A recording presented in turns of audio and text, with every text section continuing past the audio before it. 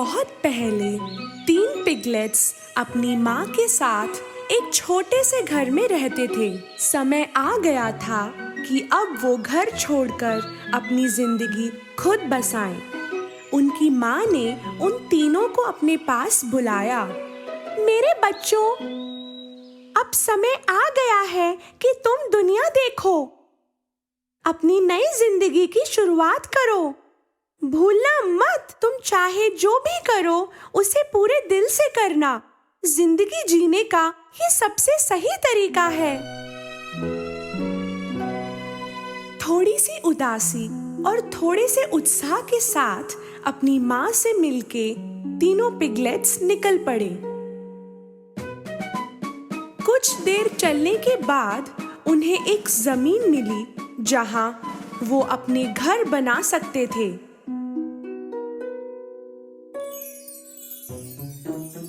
सबसे छोटे पिगलेट ने घास से अपना घर बनाने की सोची। उसे लगा फटाफट आसानी से ये घर बन जाएगा तो खेलने को बहुत समय मिलेगा। छोटे का घर एक दिन में बन के तैयार हो गया। उसने अपने भाइयों को बोला, देखो, मेरा घर बन गया। बड़े पिगलेट ने घर देख के बोला, अरे, ये घर तो बिल्कुल भी टिकाऊ नहीं है। हम भेड़ियों से कैसे बचेंगे? छोटे ने बड़े की बात को रफा दफा कर दिया। टेंशन मत लो, कुछ नहीं होगा। बाद में मत कहना कि किसी ने बोला नहीं। मंझले पिगलेट ने अपना घर लकड़ी से बनाने की सोची। जंगल से डालियां इकट्ठा करके वो अपने काम में जुट गया। तीसरे दिन मंझले का घर बन गया। ये घर घास वाले घर से तो ज्यादा टिकाऊ था। बड़े ने उसके घर को देख के बोला, तूने बड़ी मेहनत से बनाया है इसे। बड़ा सुंदर घर है ये, पर क्या हम इसमें भेड़िए से बच पाएंगे? मंझले ने बोला, बिल्कुल सुरक्षित है, क्यों टेंशन लेते हो? बाद में मत कहना कि किसी ने बोला नहीं। छोटे और मंझले जब अपने अपने घर में मजे कर रहे थे, बड़े अपना घर बनाने में जुटा था। वो ईंट पत्थरों से अपना घर बना रहा था। बाकी दोनों को लग रहा था वो बेकार ही इतना काम कर रहा था। वो बस खेल कूद के समय बिता रहे थे। जब हमारी तरह झटपट घर बन सकते हैं तो इतनी मेहनत क्यों? ही कितना डरता है ये। बड़े ने उनकी बातों पे ध्यान नहीं दिया। पूरे 7 दिन लग के उसने अपना घर शानदार और मजबूत बनाया। अगले ही दिन एक भूखा भेड़िया उनके इलाके में आया। उसे घास का घर दिखा तो वो रुक गया। छोटा सोफे में बैठा आराम कर रहा था। भेड़िए ने दरवाजा खटखटाया।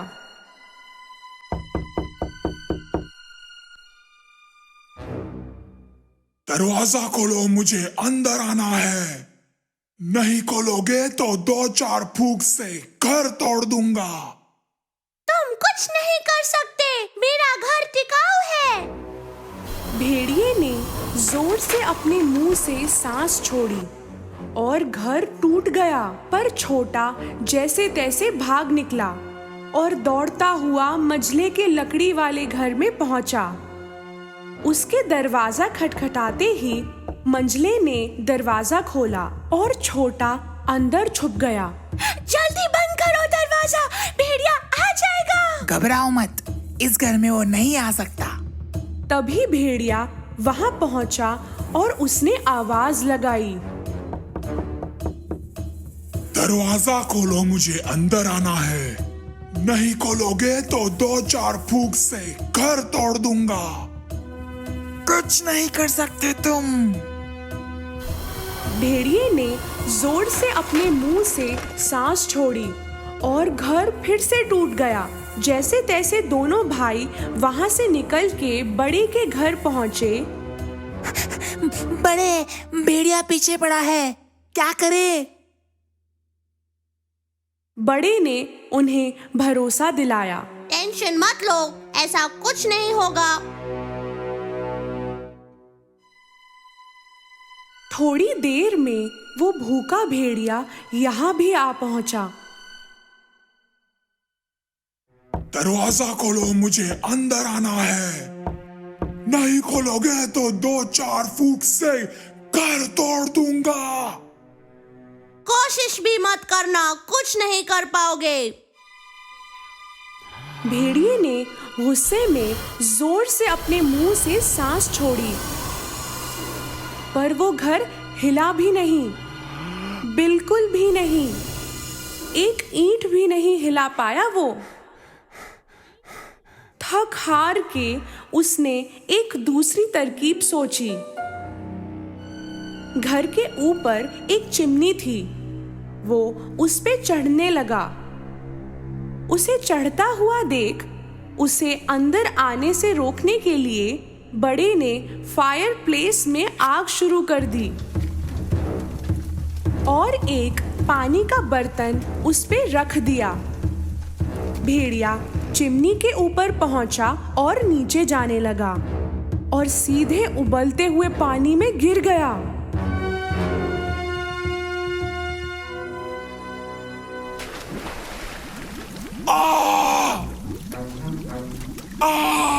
अरे बचाओ, जल गया रे। अरे बचाओ। भेड़िए को हराकर पिगलेट्स खुशी से एक दूसरे के गले लगे। तीनों भाई अगले दिन अपनी कहानी सुनाने के लिए माँ के पास गए। छोटा सबसे पहले बोला, आपने सही कहा था, जो भी काम करो पूरे दिल से करो, दिल लगा के करो तो कामयाबी मिलेगी। उस दिन से छोटे और मंझले ने आलस छोड़ दिया, बड़े की तरह मेहनत करने लगे और हंसी खुशी जिंदगी जीते रहे।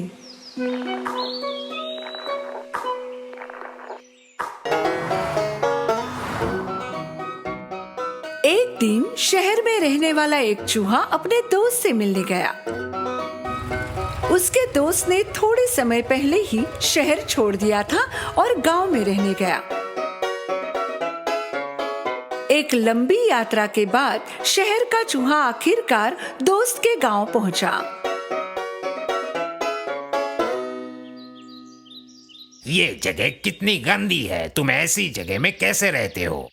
बहुत देर चलने के बाद शहरी चूहा थक हार कर गांव के चूहे के इलाके में पहुंचा। गांव के चूहे ने जमीन के नीचे अपना घर बनाया था, जहां वो रहता था। मेरा दोस्त इतने गंदे माहौल में कैसे रहता है, मेरी समझ में नहीं आ रहा है। शहरी चूहे ने दरवाजा खटखटाया। गांव के चूहे ने दरवाजा खोला।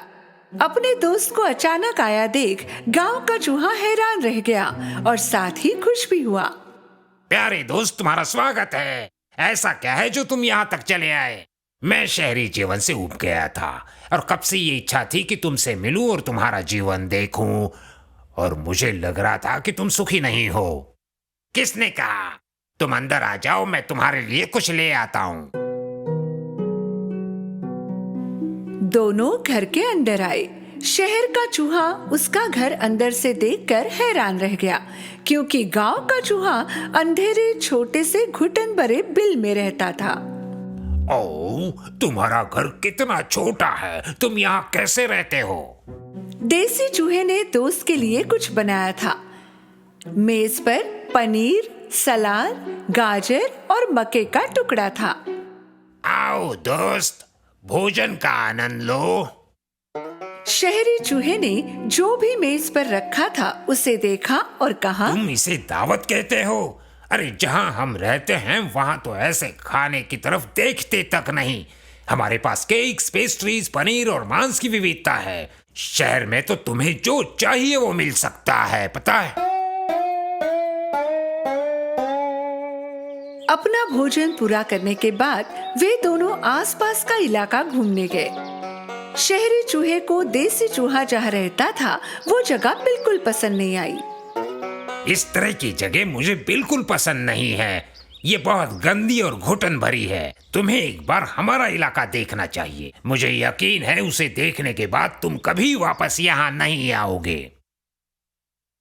दूसरे दिन सुबह दोनों ने एक दूसरे से विदा ली। उससे जुदा होने के बाद देसी चूहे ने शहर जाकर शहरी चूहे से मिलना तय किया और उसकी यात्रा शुरू हो गई। लंबी यात्रा के बाद देसी चूहा शहर पहुंचा। देसी चूहे के मार्गदर्शन में अपने दोस्त के घर पहुंचा। शहरी चूहा एक अपार्टमेंट में रहता था। दोस्त का घर देखकर देसी चूहा आश्चर्यचकित हुआ। ये इतना बड़ा घर तुम्हारा? ऐसे नहीं है, मैं यहाँ मकान के मालिक के साथ रहता हूँ। मुझे बहुत भूख लगी है, अब वो अद्भुत दावत दिखा दो जिसकी तुम बात कर रहे थे। शहरी चूहा रसोई घर में गया। उसने फ्रिज खोला, फिर चीज, मांस और विभिन्न प्रकार के फल और सब्जियां ली। उसने ये सब एक टेबल पर रखा और दोनों खाने लगे। एक बिल्ली म्याऊ म्याऊ कर रही थी। शहरी चूहा कहने के लिए कूदा। अरे बाप रे, घर की बिल्ली ने हमें बातें करते हुए सुना है, हमें छुपना होगा, आओ मेरे साथ। दोनों दीवार के एक छेद में घुस गए और चले गए। हांफते हुए गांव के चूहे ने पूछा, तुम बिल्ली के साथ एक ही घर में रहते हो, क्या ये खतरनाक नहीं है? निश्चित ही है, लेकिन आराम और संपन्न घर चाहिए तो मुझे वो कीमत चुकानी ही पड़ेगी।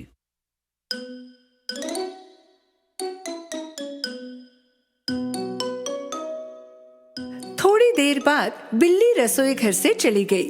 फिर दोनों दीवार से बाहर आए और उन्होंने खाना शुरू कर दिया। थोड़ी देर बाद उन्होंने सड़क का दरवाजा खुलने की आवाज सुनी और शहरी चूहा घबरा गया। चलो, मकान मालिक आ गए, जल्दी करो, वो हमें देखने से पहले यहाँ से भागो। चूहा दोबारा दीवार के छेद में चला गया और गांव के चूहे ने हांफते हुए एक सवाल पूछा, इस बार पता नहीं हम लोग क्यों भाग रहे हैं। क्या मकान मालिक को पता नहीं कि तुम यहाँ रहते हो? बेशक वो नहीं जानती, लोग बहुत खतरनाक हैं। तुम इस तरह से घर में कैसे रहते हो? ठीक है, जैसा भी है, मैं इससे बहुत खुश हूँ। देखो, जब मैं चाहूँ तब कुछ भी खा सकता हूँ। अब कोई खतरा नहीं है, चलो खाना खाते हैं। देसी चूहा बिल से बाहर आया, पर वो जैसे ही बाहर निकला दरवाजे की तरफ गया और शिकायत करने लगा। नहीं शुक्रिया, अब मेरी भूख मर चुकी है। मेरे लिए इतना डरना ही बहुत है। मैं जा रहा हूँ। कहाँ जा रहे हो? मैं घर जा रहा हूँ। मेरा घर अमीर नहीं है, पर मैं अपनी आजादी के साथ शांति से रहता हूँ। हर समय डर से घिरे रहने से अच्छा है मैं शांति से स्वतंत्र रहूं।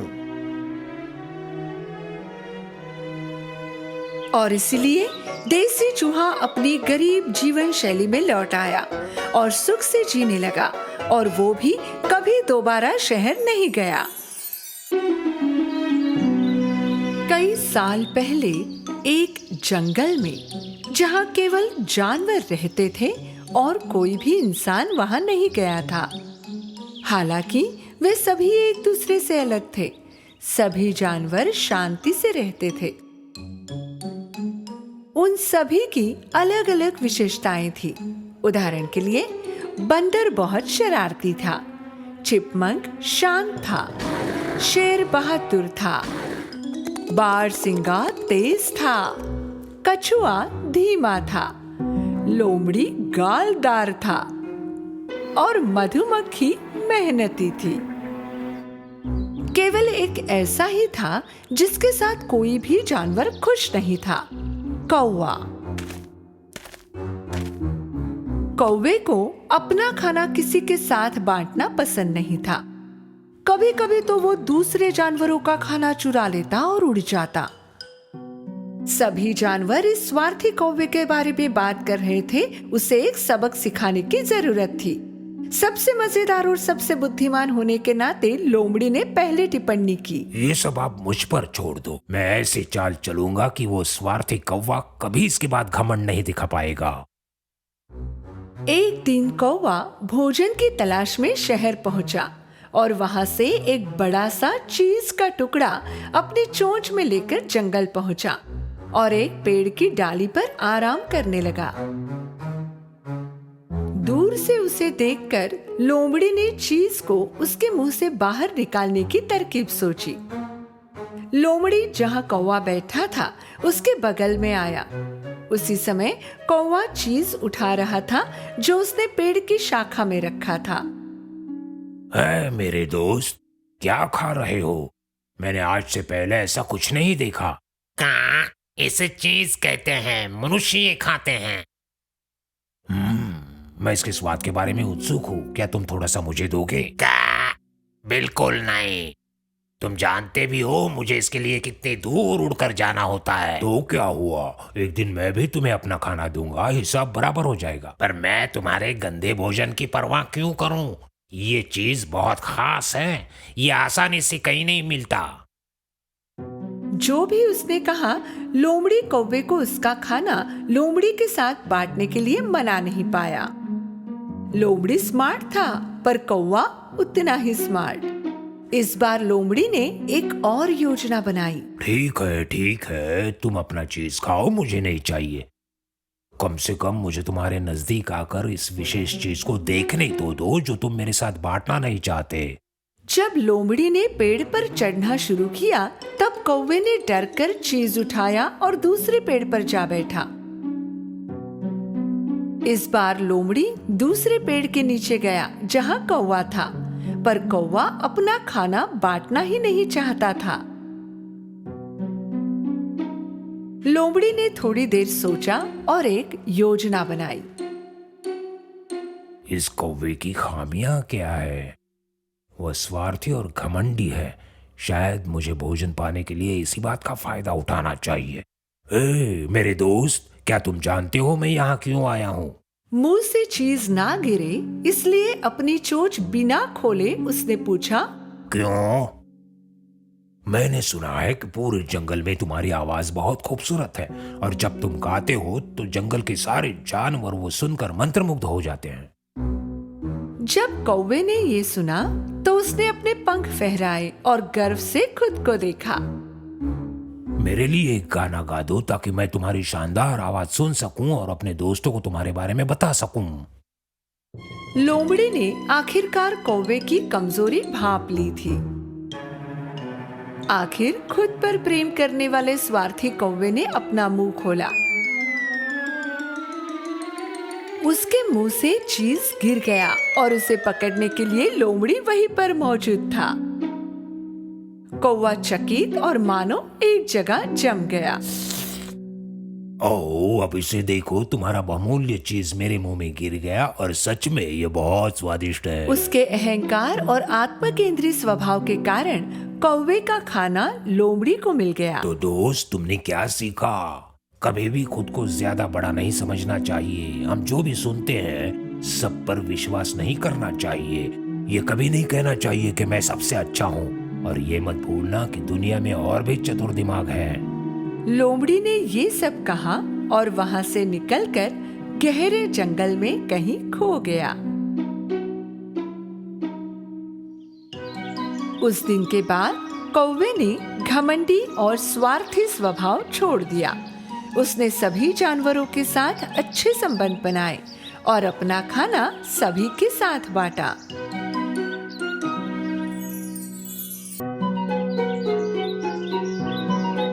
एक जंगल में एक बदसूरत चूहा रहता था। वो उस मामले में भेड़िया, लोमड़ी और खुद से भी बहुत डरता था। अगर हवा बहती है और पेड़ की शाखा टूट जाए तो वो उस छेद के चारों ओर देखता था जहां वो छिप सके। इसी वजह से सभी छोटे जानवरों ने उसका मजाक उड़ाया था। वो कितना डरा हुआ है। तुम हवा से भी डरते हो? तुम बहुत डरे हुए हो। तुम बहुत डरे हुए हो। तुम बहुत डरे हुए हो।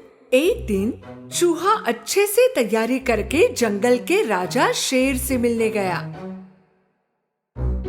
शेर ने अभी अभी खाना खाया था और वो अपनी गुफा के सामने एक झपकी ले रहा था। चूहे ने कौन सी योजना बनाई होगी ये जानने के लिए उसके दोस्त बहुत उत्सुक थे। चूहे ने शेर की पूंछ पर चढ़ना शुरू कर दिया। वो शेर की पीठ पर भी चढ़ गया। अपने चेहरे पर एक बहुत ही आत्मविश्वास के साथ उसने अपने दोस्तों को एक पोज भी दी। हालांकि वो बहुत डर गया था, लेकिन वो ऐसा कुछ नहीं दिखा रहा था। उसी समय शेर जाग गया और जैसे ही उसने फर को हिलाया, चूहा नीचे गिर पड़ा। चूहा और शेर दोनों की नजरें मिली। अन्य सभी जानवर बहुत चिंतित थे।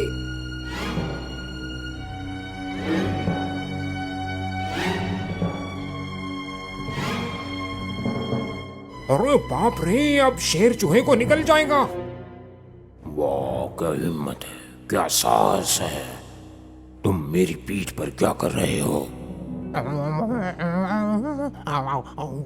जंगल के राजा, कृपया मुझे खाइए मत। मैं तो सबसे ज्यादा डरा हुआ हूँ और सबसे ज्यादा कमजोर भी हूँ। मेरा जीवन तो भय से ही गुजर रहा है। अगर पेड़ से पत्ता भी गिरे तो भी मैं डर जाता हूँ। मैं इससे तंग आ गया हूँ, मुझे इस डर से छुटकारा चाहिए। आप तो इस जंगल के राजा हैं, आपकी सिर्फ एक गर्जना से ही सारे जानवर डर जाते हैं। क्या आप मुझे अपनी शरण में लेंगे? शेर ने चुपचाप चूहे को सुना। चूहा सोच रहा था कि शेर का जवाब क्या होगा।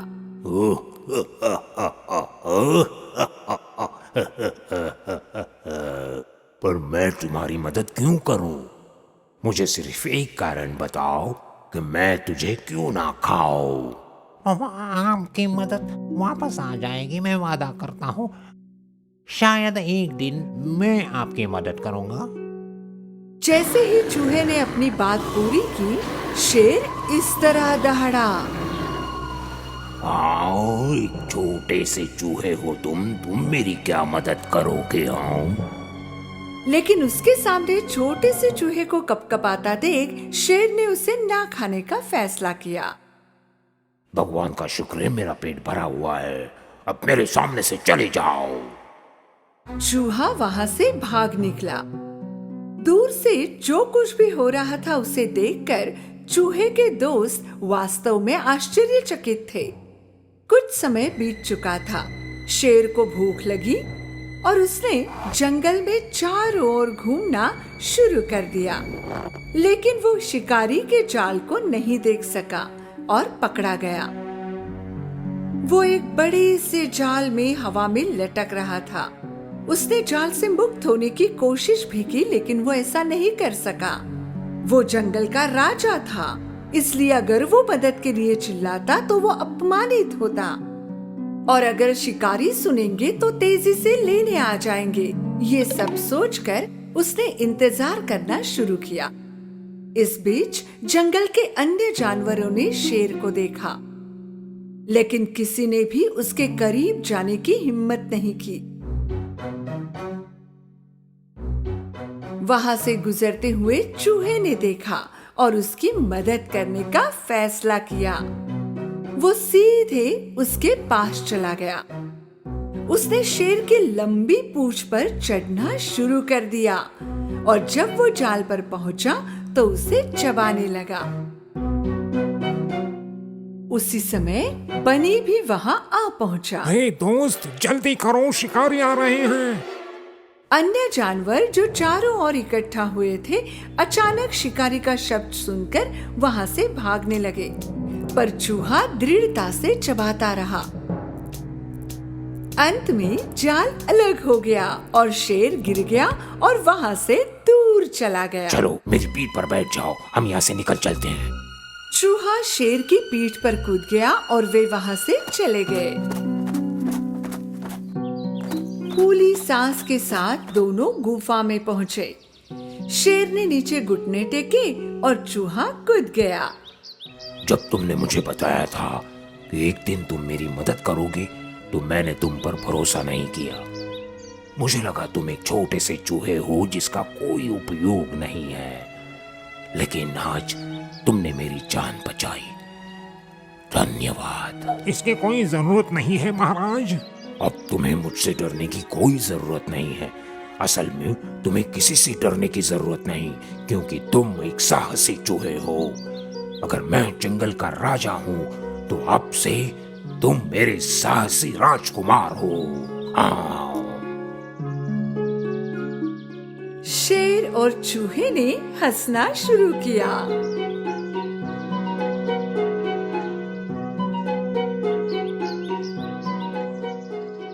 सभी जानवर जो दूर से छुपकर ये सब देख रहे थे, वहां से बाहर आए और साहसी चूहे की सराहना की। शेर और चूहा सबसे अच्छे दोस्त बन गए और जंगल में हमेशा के लिए शांति बनी रही। एक जंगल में एक खरगोश रहता था।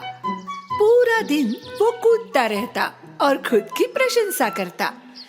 वो इस बात के बारे में बात करना पसंद करता कि वो अन्य जानवरों से कितना तेज था। मैं इस जंगल का सबसे तेज जानवर हूँ। क्या कोई मेरे साथ दौड़ना चाहेगा?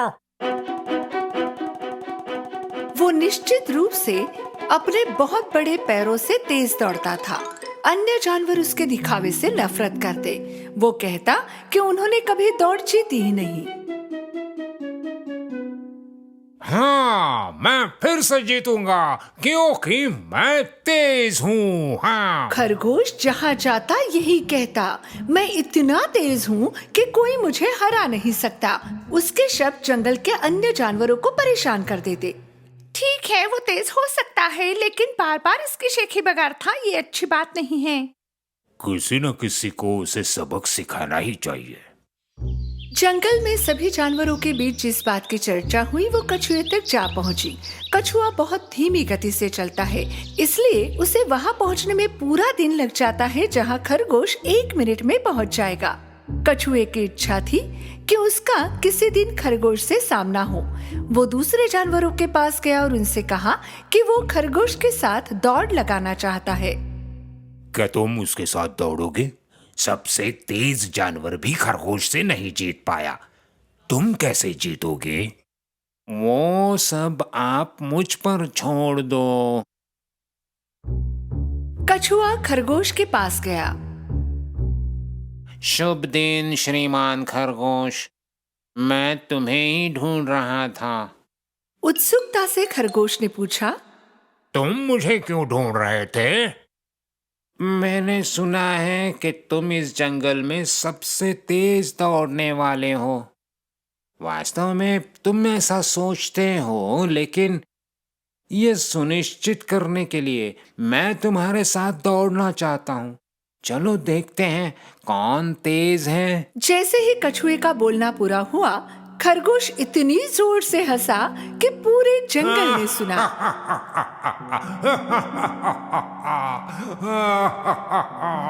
तुम मेरे साथ और दौड़? क्या तुम मजाक कर रहे हो? तुम्हारे लिए मुझे हराना नामुमकिन है। जब तक तुम एक कदम उठाओ मैं दौड़ खत्म कर दूंगा। ठीक है, पर जब तक हम दौड़ नहीं लगाएंगे इसका फैसला नहीं होगा। ठीक है, तो तैयार हो जाओ, कल सुबह हम दौड़ लगाएंगे। जैसे ही कछुए ने चलना शुरू किया, खरगोश हंसता रहा।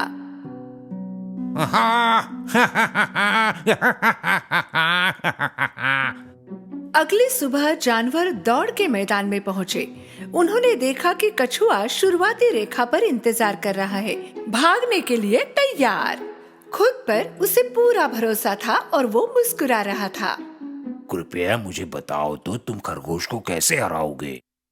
यदि वास्तव में उसे बहुत गर्व है और जैसा कि आप कहते हैं वो बड़ा दिखावेबाज है, तो ये दौड़ बिल्कुल कठिन नहीं होगी। हाँ, अपने हमेशा के रवैये के साथ हाथ में एक गाजर पकड़े हुए खरगोश का दौड़ मैदान में आगमन हुआ। चलो दौड़ते हैं और खत्म कर देते हैं। मैंने अभी नाश्ता भी नहीं किया है। अपनी सारी तैयारी खत्म करके वे शुरुआती बिंदु पर पहुँचे। जो भी सबसे पहले जंगल के अंत में लाल रेखा पर पहुंचेगा वही जीतेगा। आखिरकार दौड़ शुरू हुई। एक तीर की तरह बस खरगोश उड़ गया। दूसरी ओर कछुए ने धीरे धीरे चलना शुरू किया। वाओ, खरगोश का कहीं नामो निशान न था।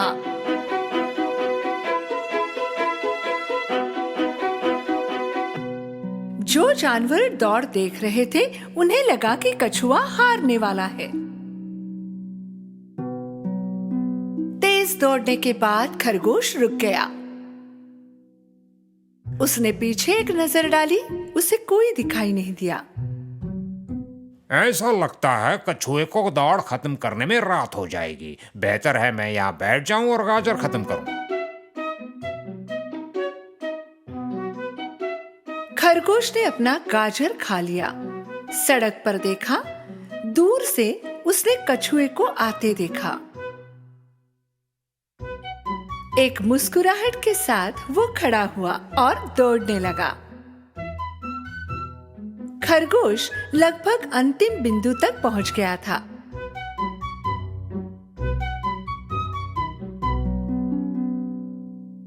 नाश्ते के बाद मुझे थोड़ी नींद आने लगी है। मैं इस पेड़ के नीचे बैठकर एक झपकी लगा दूं।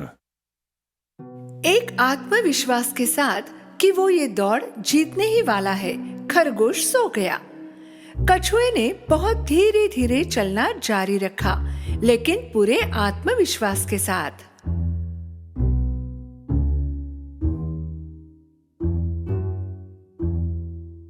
आखिरकार वो खरगोश के पास पहुंच गया। उसने देखा कि खरगोश गहरी नींद में था। रुके बिना वो अपने रास्ते चलता रहा।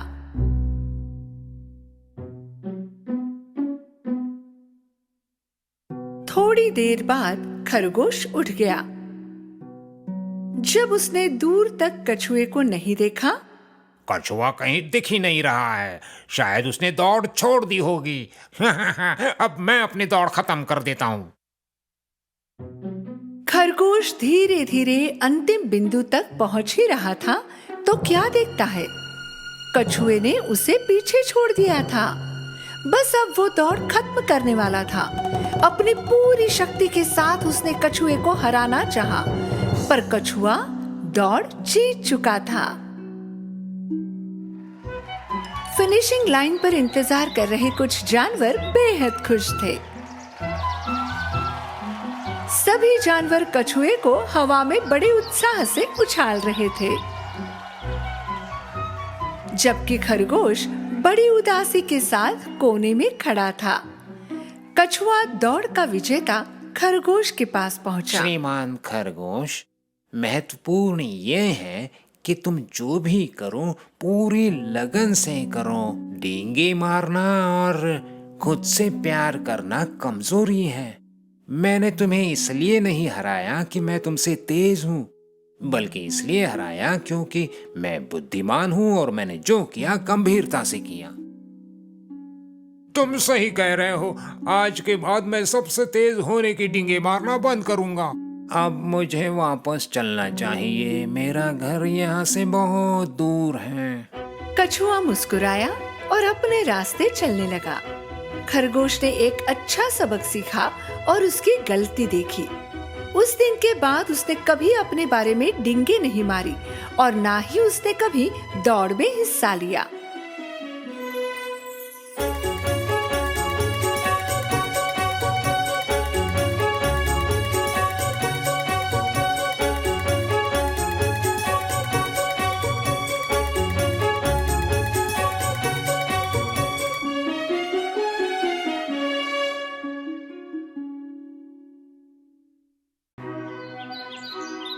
एक समय की बात है, जंगल में एक छोटे से घर में मदर गोट और उनकी प्यारी लिटिल गोट्स मौज मस्ती से रहा करते थे। लिटिल गोट्स बहुत प्यारे लगते थे, खिलौनों जैसे। सभी माँओं की तरह मदर गोट अपने बच्चों से बहुत प्यार करती थी। वो सभी जंगली जानवरों से उनकी रक्षा करती थी। एक दिन खाना ढूंढने के लिए बाहर जाने से पहले उन्होंने लिटिल गोट्स को पास बुलाया और बोली, मेरे प्यारे बच्चों, मैं जंगल में जा रही हूँ। किसी के लिए भी दरवाजा मत खोलना। अगर भेड़िया अंदर आ गया तो वो हम सबको खा जाएगा। वो भेष बदल बदल के तुम्हें ठगना चाहेगा। फिर हम उसे पहचानेंगे कैसे? भेड़िए की आवाज रूखी है और मेरी आवाज मीठी सी है। रूखी और मोटी आवाज है, समझ जाना वही है। ये बोल के निकलते समय मदर गोट को कुछ और याद आया। वो मुड़ के बोली, एक और बात, भेड़िए के पैर काले हैं और मेरे सफेद, तो पैर देख के भी पहचान जाना। चिंता मत करो माँ, हम संभाल लेंगे। Mummy, we love you. Mother goat ने अपने सभी बच्चों को एक एक करके चूमा और फिर जंगल की ओर चल पड़ी। भेड़िया सब कुछ देख रहा था। मदर गोट के जाने के बाद वो थोड़ा और रुका। फिर वो उनके घर पर पहुंच के दरवाजे पर नॉक करने लगा।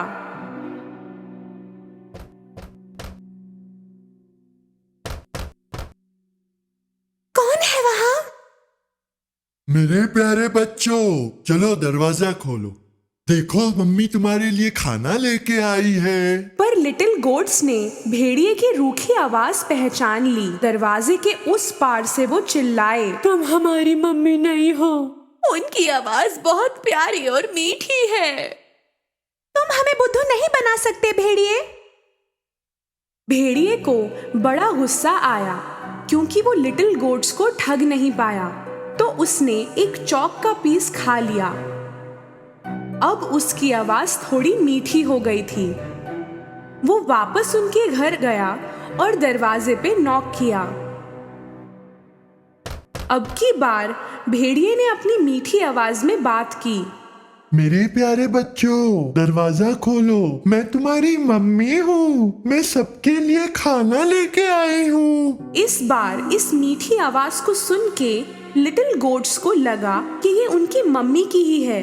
दरवाजा खोलने ही वाले थे कि उनमें से एक चिल्लाया, पहले दरवाजे के नीचे से पैर देखते हैं। जब उन्होंने देखा तो भेड़िए के काले पैर दिखे। सभी चिल्लाए, हम दरवाजा नहीं खोलेंगे। मम्मी के पैर तो काले नहीं हैं। उनके पैर सफेद हैं। तुम भेड़िए हो। अपना गुस्सा निगल के भेड़िया वहां से निकला। अब वो बेकरी गया। बेकर भेड़िए को देखकर चकित रह गया। मैं अभी शाकाहारी हो गया हूँ। अब से पेस्ट्री खाऊंगा। थोड़ा आटा दोगे? भेड़िया बेकरी से आटा लेके निकला। घर के पास उसने आटा अपने पैरों पर लगा दिया। अब उसके पैर सफेद हो गए। अब तीसरी बार चालाक भेड़िए ने दरवाजे पर नॉक किया। मेरे प्यारे बच्चों, दरवाजा खोलो। मैं तुम्हारी मम्मी हूँ। मैं सबके लिए खाना लेके आई हूँ। पहले पैर दिखाओ तो मालूम पड़े कि मम्मी ही हो। भेड़िए ने उनको आटे से सने हुए अपने पैर दिखाए। जब लिटिल गोट्स ने सफेद पैर देखे, उन्होंने समझा कि उनकी माँ है और दरवाजा खोल दिया। फिर क्या, उनके सामने था भेड़िया। लिटिल गोट्स डरे, घबराए, चिल्लाने लगे,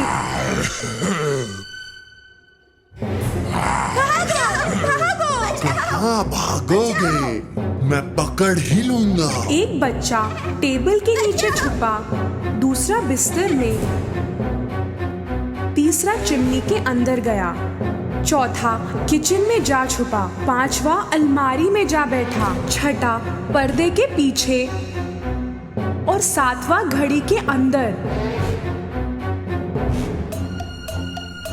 पर भेड़िया चालाक था और सबको एक एक करके पकड़ लिया। रुको, इधर आओ। तुम लोगों को छोड़ूंगा नहीं मैं। रुको। सिर्फ घड़ी में छुपने वाले को वो पकड़ नहीं पाया। उसका पेट भर चुका था, इसलिए उसने सोचा नहीं और वहां से निकल गया। वहां एक बड़ा मैदान था जहां भेड़िया एक पेड़ के नीचे नाक बजा के सोने लगा।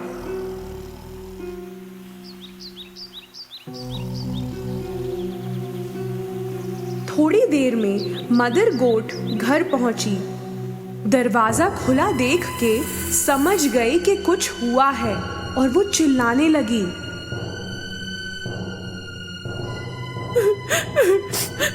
मेरे बच्चे!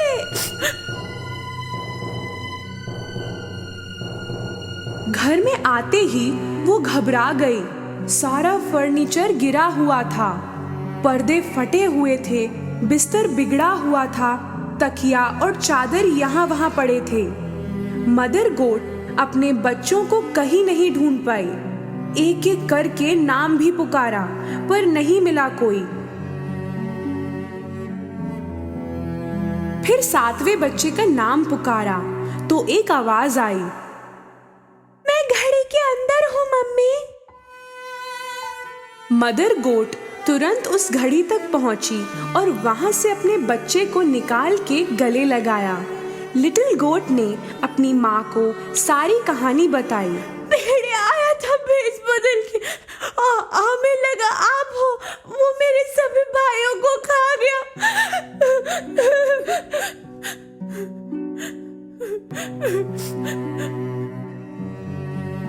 मदर गोट को बहुत बुरा लगा। वो बहुत रोई अपने बच्चे को लेकर। अपने सिर्फ एक बच्चे के साथ वो घर से बाहर निकली। तभी उनको भेड़िया सोया हुआ दिखा। उसकी नाक इतनी तेज बज रही थी कि पेड़ के पत्ते भी हिल रहे थे। मदर गोट ने भेड़िए को थोड़ी देर देखा। उसने देखा कि उसके पेट के अंदर कुछ हिल रहा था। हे भगवान, लगता है मेरे बच्चे उसके पेट के अंदर जिंदा है। उसने एक प्लान सोचा। घर से मेरे लिए एक सुई, धागा और कैंची लेके आओ। लिटिल गोट घर जाने लगा तो मदर गोट ने 6 बड़े पत्थर इकट्ठा किए। थोड़ी देर में लिटिल गोट सुई, धागा और कैंची लेके पहुंचा। मदर गोट ने भेड़िए का पेट काटा। उसे ऊपर ही अपना एक बच्चा दिखा और बाकी भी एक एक करके दिखने लगे। सभी सही सलामत थे। मदर गोट बेहद खुश हुई। सभी बच्चों ने मदर गोट को हग किया। Mummy, mummy, we love you, we love you। सभी बहुत खुश थे। मेरे बच्चों, तुम सब ठीक हो ना? मदर गोट ने भेड़िए के अंदर सारे पत्थर डाल दिए। फिर उन्होंने उसके पेट को सुई धागे से सिल दिया। भेड़िया इतनी गहरी नींद में सो रहा था कि उसे कुछ मालूम ही नहीं पड़ा। भेड़िया जब जागा, खड़ा हुआ, उसका पेट दर्द कर रहा था। उसे लगा कि कई सारे लिटिल गोट्स की वजह से दर्द हो रहा है। उसे बहुत प्यास लगी। वो नदी की ओर गया पानी पीने। चलते समय पेट में पत्थर टकराने लगे। पेट इतना भारी और भरा हुआ लग रहा है, जैसे मैंने पत्थर ही खाया हो।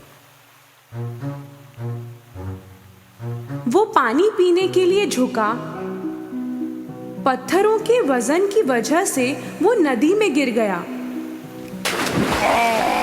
बचाओ, कोई बचाओ, मैं डूब रहा हूँ, बचाओ। वो बहुत चिल्लाया पर कोई नहीं आया। पत्थरों का वजन उसे पानी में नीचे ले गया।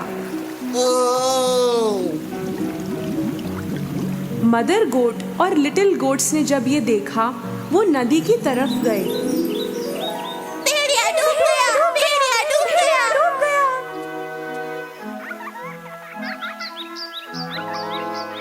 सभी मिलके झूमने लगे। उस दिन से मदर गोट और उनके 7 लिटिल गोट्स की जिंदगी अपने घर में मौज मस्ती से बीती। बैल और मेंढक। एक बार की बात है, एक झील के किनारे खेत में एक छोटा सा बैल रहता था।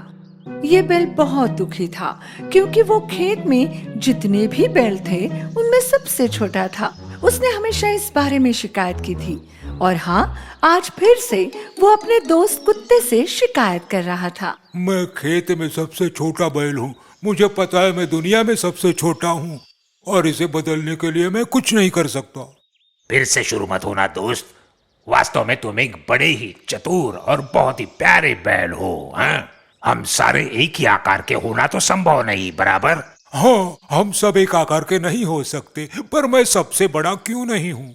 देखो, मैं भी दुनिया का सबसे बड़ा कुत्ता नहीं हूँ। मुझे यकीन है कि कहीं ना कहीं मुझसे भी बड़ा कुत्ता होगा, लेकिन मुझे इसकी चिंता नहीं है। मैं जो हूँ उसमें खुश हूँ। पर मैं नहीं हूँ।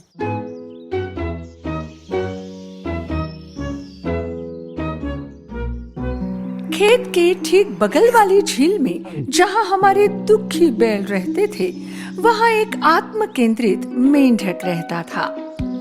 इस मेंढक को अपने दोस्तों के बीच अपने बारे में डिंगे मारना बहुत पसंद था।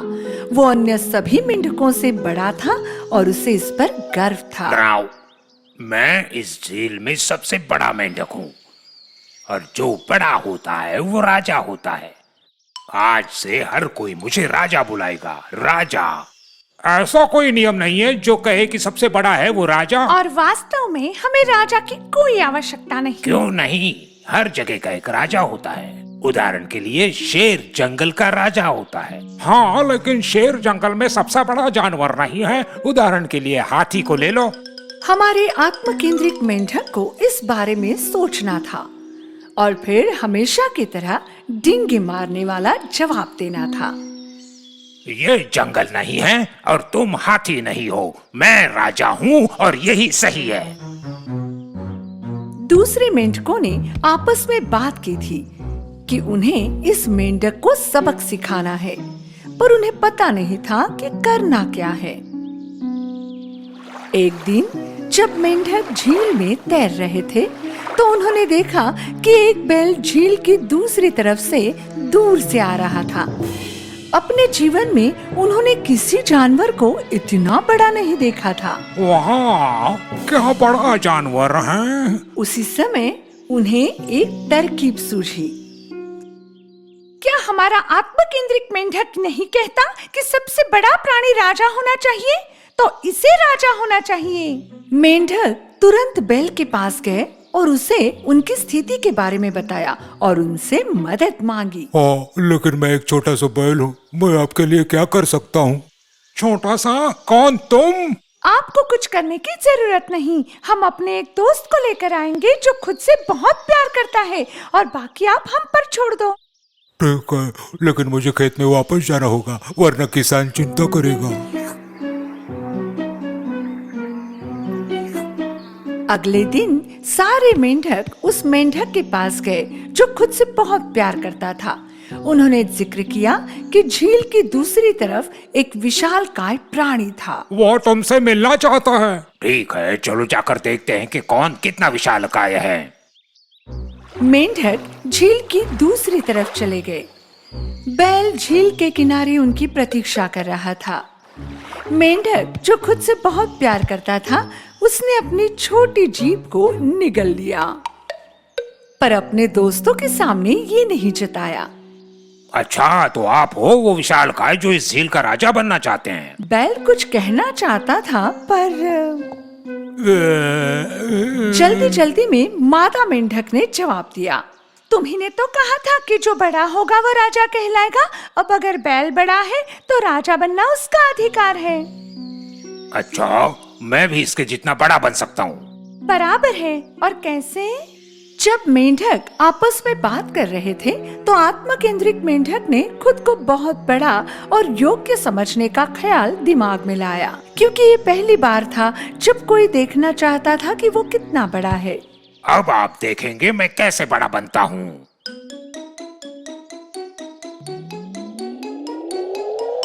राव, मैं बैल जितना बड़ा हूँ। मेंढक ने अपने आप को और थोड़ा फुलाया। राव, आपको क्या लगता है, क्या मैं बैल जितना बड़ा हूँ कि नहीं? डराओ। मेंढक ने एक बार फिर खुद को फुलाना शुरू कर दिया। अब वो कुछ बोल नहीं पा रहा था, वो सिर्फ हाँ की प्रतीक्षा में आंखों से घूर सकता था। तुम नहीं कर पाए, तुम्हें और बोलने की जरूरत है। थोड़ा उसे तो देखो। मेंढक अपने आप को फुलाता गया, वो फूलता गया और गुब्बारा बन गया। विस्मयी नजर से बैल मेंढक को घूरता गया।